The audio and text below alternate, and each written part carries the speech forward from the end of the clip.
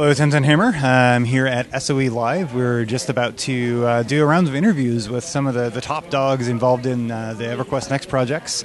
We're doing kind of lightning round, speed dating style interviews, so this will be kind of fun. We'll be asking quite a few questions to quite a few people, including the lovely Fiona V here, who's going to be our first interview. So how is it like being a ranger these days?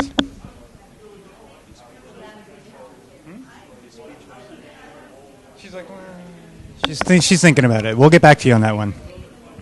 We're on a timer, so where to start? It's a diverse group. So obviously, like, you're involved in Storybricks. That's probably a good tie-in. Like some of the advanced AI that's going to be going into the game. Like, how far-reaching can some of the player actions actually take?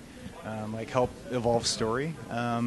And I guess to put kind of a wrapper on that question to you, one of the things we had talked about previously is the idea that some things are going to happen differently on different servers, based on those kind of actions. So how far can those kinds of things go?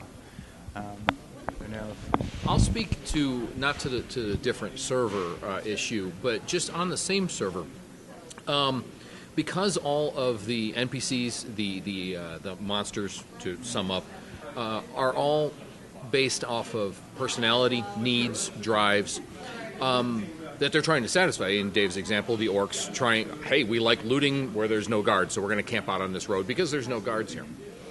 All of that permeates everything, the Storybricks core tech from the ground up. And so add that to the fact that they are going to know who you are, what you've done, the way you play, and react differently to you. So never mind different servers, just saying, if I were to, after having played for a while, go and I'm like, well, what's going on in this town? Let me ask this guy.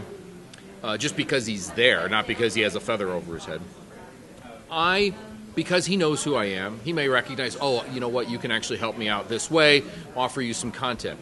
Now, Dave comes in, the same day, 2 weeks later, whatever, asks the guy something. He may get a completely different answer because Dave is a really bad guy. And this person doesn't trust him, doesn't like him. More importantly, if because of things that have been happening because of in the world to that village or whatever, that the orcs have been attacking and raiding, or there's bandits, and so they're all scared and creeped out. I come back a month or two later, and I interact with some of those same villagers. They're going to act completely different because of what's been going on in the world. So the NPCs are actually living in the world and aware of things that have changed. They're aware of you, and all of that adds up into this dynamic ball of they're very context aware, not only of their world, but of you. They're living their lives, and you can affect that, either positively or negatively. And so you can take that. So we now have the social AI with NPCs in towns. We have that in some of the ecological stuff, like Dave mentioned in his presentation about, by building this village here, we really pissed off, who was it, the Goblin King. Yeah. And he not only tried to drive you out. When we pushed back on him, he started recruiting some of the other races to, because that's a personality drive. He doesn't like people there. And as far as the server state goes, the players will be advancing the rallying calls at different rates, and they might also be triggering events differently. Like, for instance, in that Goblin King example, maybe he reacts because you're pacifying the woods really well, or maybe he reacts just because you managed to get the walls erected and he considers it a threat. So there's lots of things that might trigger the different events. So the stories on each server might be different from each other, even though they might culminate in some similar end results. And just for clarification purposes, because it's important, you don't have to go talk to the guy to get content. No, right. When you go to the area, the content will be presented to you. What do you need to do to solve the problems here? These are the things. You don't want to talk to anybody unless there's a specific narrative that we want. If there's narrative we want you to have, talk to the guy. Aside from that, just do what you want. It's a very non-guided experience. People are going to need to adventure, to explore, to be part of the world. Our community's been talking quite a bit, obviously, and speculating in every kind of direction possible, obviously, since they've been aware that you're going to announce this weekend. a couple of the overarching themes and concerns people have brought up with some of the potential that I think is interesting that they've keyed into, and I'm sure you've figured out solutions for, would be first, I think you even just touched on it a little bit, the idea that if you give players a list of, here's some criteria to make something happen, they'll consume it today, and then they don't have anything to do tomorrow. And Not a problem for us. okay. One of the things we don't do is tell them what those criteria are. There's lots of different options, and these options evolve over time. And certainly for a rallying call, something permanent change, they evolve over time. So, we've touched on the ecology, but there's really an ecology to an area as well. You want to, the opportunity to piss off the Goblin King wasn't present in the beginning. Right, you had a lot of things had to happen. A lot of things had to cascade to make this happen, and it wasn't necessarily do these 5 quests in order to make this happen. That's not how it works. That makes sense. And then last quick question, I probably only got like a second left. So if I decided to be a real jerk and I wanted to go and blow your house up when you're not online, can I do that? Are we talking in-game house or his house? Probably in-game, I guess. In either Landmark or EverQuest Next, the answer is no, unless I give you permission to do so. So it'd be one of those kind of areas that's sort of flagged as Right. just Protected, yeah. destroyed. Exactly. In Landmark, if I make a claim, that is a sacrosanct claim. Nobody can mess with it unless I give you permission. And we will allow people to give trustee status to other people so that those big co-op builds can happen. And in EverQuest Next, similar rules will be in place. Some similar stuff to like the EQ2 housing, where you can say, okay, this person can do this, but this person can just come visit. Like you said, we learn from all games, including our own. Yeah. So you're not going to blow up any of our real houses. I don't think I will. He might. Never trust the guy behind the camera. The community gets pretty rabid at times. You got to worry about these things. I'm not one of those people. Okay. No. If I wanted to blow up your house. Yeah, I'm sure you get that asked that all day long. People, probably every person that sat at this table said, "If I want to blow up your house," Or a city or something like that. like one of the kind of bigger questions I guess I would have in general, like with the way the world's going to be destructible and all the other kind of stuff. Like one of the really cool things that we saw earlier was that whole during some of the combat, there was the mage blew up the little bridge area. That's a really cool area though, and so how will the world handle the idea that people can go and blow different things up? Will there be a way that the world kind of respawns components like that over time? The destructibility of the world, I think we can apply timers to how long the destruction remains, or we can put triggers on them so that it heals back up at a given time.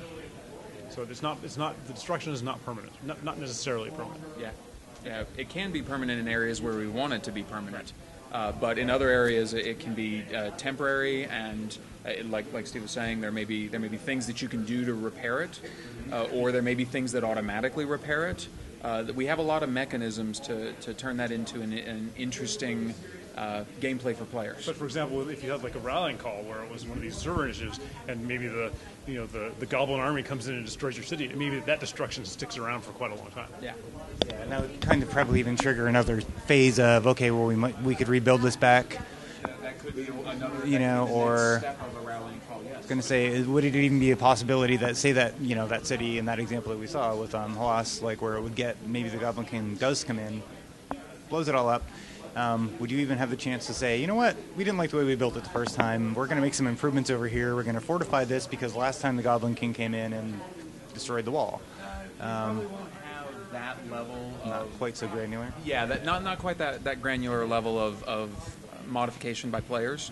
But the things that we can do are, for instance, with the emergent AI, you can change what's happening in the city based on what you're doing and what the NPCs want and what you've delivered to that town. So you can actually change the feel of the town. Perhaps not maybe necessarily the architecture of the layout of the town, but you can change the way it feels for sure. The technology could potentially allow it in the future. Yeah. Right. And along with that, almost just completely lost my train of thought. Along with that notion would be, I did lose it now. I'll think of something completely different. Okay, let's talk multi-classing, because that's another big thing. Like, obviously, I'm sure you guys have been following the community speculation, and stuff like the lovely artwork behind you, people have keyed into very specific things in the artwork. We absolutely read everything. Yes, yeah. And you didn't believe people would slow down the video. I can't believe it. Well, okay, I'll admit that I believed eventually they would, but the fact that it happened in like an hour, okay, that actually impressed me, that somebody thought to do that soon. So could you talk maybe just a high-level, like, kind of overview about, like, what made you even come to the conclusion that the multi-classing made the most sense, and, like, to even expand that out to, like, I think they've mentioned, like, 40 potential classes? Well, so there's a number of things, a number of ideas that we had early on. One of which is that we really like the idea of players being able to choose how they play the game. In most MMOs, you make a choice of how you're going to play the game long before you ever understand what the game is. And the only way you can really change that is to make an alt or to delete your character and re-roll completely. So what we wanted to create was a system that allowed you to learn the game and mold the way you played it at the same time. So the multi-classing is one of the ways we do that, because the choice you make at the beginning of the game isn't one you have to live with for the rest of your life. Or your character's life.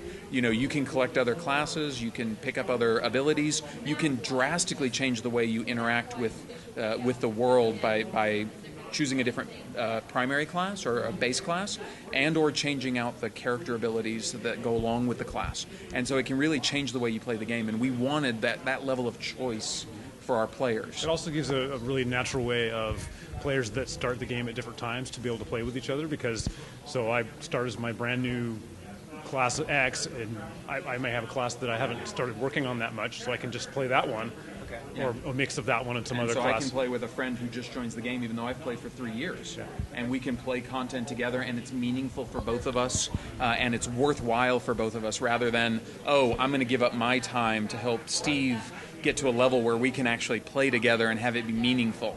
And so there's a lot of things that went into that decision. Yeah. Yeah. So those are all really good reasons. Yeah. Well, we're all game players. We've run into these problems in the games that we've made and the ones that we play. So we really wanted to try to solve some of these problems. Will there still be sort of that robust, like, a big thing with the EverQuest franchise in general is kind of the depth of overall gameplay. And a lot of people are even wondering, will there be some of the kinds of cool things like the collection and the exploration and like I have books in my house that I can read. Will there be sort of those layers of depth, like, along with, some of the more complex systems? Depth and breadth is hugely important to us. You expect to see it, hands down. And then another question kind of pinned to the multi-classing thing that a lot of people have been wondering too, like AA system is like a big thing in the first two EverQuest titles, where there'll be like that a similar system, or even just AA points kind of a system. If you're talking about the multi-classing or the class advancement system that EverQuest 2 launched with, it is not like that. Think about it more from a collectible standpoint, right? Your character class should be enjoyable. It should be a 10. If you choose Rogue at the onset, you should be able to play Rogue throughout the end game. Not necessarily involving yourself in any way in multi-classing. It's entirely up to you, if that's what you decided you wanted to do. If you do involve yourself in multi-classing, it should also be extremely fun, but not required. I think that's really the point. Yeah, I think that's kind of one of the interesting things with a multi-classing system, because you hit a point where you almost feel like you have to hybridize, or something like you might be weak if you try to stay pure this or pure that. And like I started as a necromancer back at the beginning of EverQuest, and it forever, changed the way I approach MMOs in general, but specifically that type of class. And so I'm one of those people that will roll in on day one and try to play the purest necro that I can. So that type of thing is possible, right? We've seen in previous games that there's always been a minor evolution or changing of the strategic landscape as new weapons, for instance, come into a standard MMO. We'll be expanding the concept of that evolving strategic landscape as new character classes come in, and obviously multi-classing in and of itself changes that. But for the purist, the game is there. Definitely. Another kind of a big chunk that I think is really interesting, like on a personal level and just in general, is how Player Studio will hook into things. Like some of the stuff, with the first game, it sounds really amazing. Like the idea of getting in and making all this cool stuff, and you can have the social elements to it. But then, how is that going to transition to the full MMO in terms of like what's the scope and the scale there? Because I know like even PlanetSide 2, it's going in, but they're starting small. Like they're doing like some camos, but they're not letting people create vehicles and weapons out of the gates. So are you going to do things incrementally like that, do you think? There's no question. We'll be talking a lot more about that in the future. A number of people have kind of made that logical leap and presented us ideas of things that they'd like to see, and we're very interested in hearing that stuff. Right now, we're talking mostly about the ability to create structures, to create templates and components, and then bring them from Landmark into EverQuest Next, and we'll be talking about lots more stuff in the future. So if I were paying attention in EverQuest 2 and I noticed that there's really cool interior decorators that can package up houses at this point, is that type of thing like where you're leaning? Is that sort of the concept that you're pushing towards? Absolutely. Dead on the money.